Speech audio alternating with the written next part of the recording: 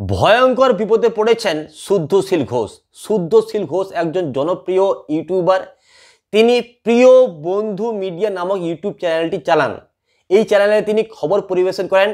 প্রিয় বন্ধু মিডিয়া একটি নিউজ চ্যানেল। কয়েকদিন আগেই শুদ্ধশীল ঘোষের বিরুদ্ধে রাজ্যের বিভিন্ন প্রান্তের থানায় এফআইআর করা হয় এবং এই এফআইআর উপর ভিত্তি করে কালনা থানার পুলিশ তার বাড়িতে রেড করে এবং তার বাড়ি থেকে যে সমস্ত ইলেকট্রনিক্স ডিভাইস রয়েছে সমস্ত ইলেকট্রনিক্স ডিভাইসকে বাজেয়াপ্ত করে। তার ল্যাপটপ, তার মোবাইল এবং অন্যান্য যে সমস্ত ইলেকট্রনিক্স ডিভাইস রয়েছে সমস্ত কিছু বাজেয়াপ্ত করে পুলিশ। এরপর শুদ্ধশীল ঘোষ একটি ভিডিও করেন এবং সেখানে তিনি বলেন কীভাবে তার বাড়িতে পুলিশ এসেছিল এবং তার বাড়ি থেকে সমস্ত ইলেকট্রনিক্স ডিভাইসকে বাজেয়াপ্ত করেছে, এমনকি তার ছেলের মোবাইলটাকেও নিয়ে গেছে পুলিশ।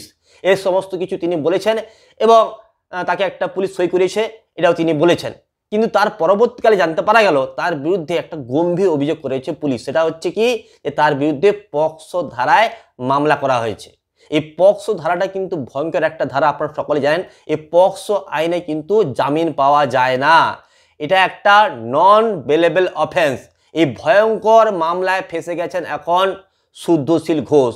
এখান থেকে কিন্তু নিষ্কৃতি পাওয়া খুবই কষ্টকর। এই মামলাটা কতদিন যে চলবে এটা কিন্তু বলাও কষ্টকর বন্ধুরা। সুতরাং শুদ্ধশীল ঘোষ যে ভয়ঙ্কর বিপদে পড়েছেন এই বিষয়ে কোনো সন্দেহ নেই এবং পুলিশ যে তার যে সমস্ত ইলেকট্রনিক্স ডিভাইস যেমন ল্যাপটপ, মোবাইল বাজেয়াপ্ত করেছে সেই ডিভাইসের মধ্যে যদি কোনো শিশু সংক্রান্ত অশ্লীল ভিডিও থেকে থাকে তাহলে কিন্তু তিনি ভয়ঙ্কর বিপদে পড়তে পারেন। কারণ এই সমস্ত ভিডিও কালেক্ট করাটা একটা অপরাধ।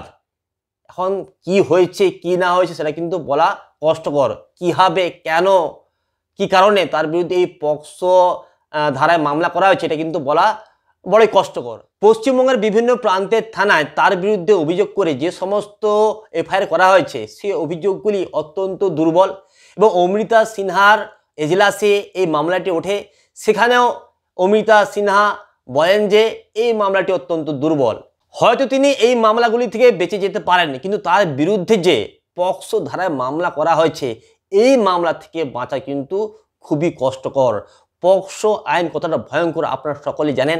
এখানে বেল পাওয়াও দুষ্কর, বেল পাওয়াই যায় না।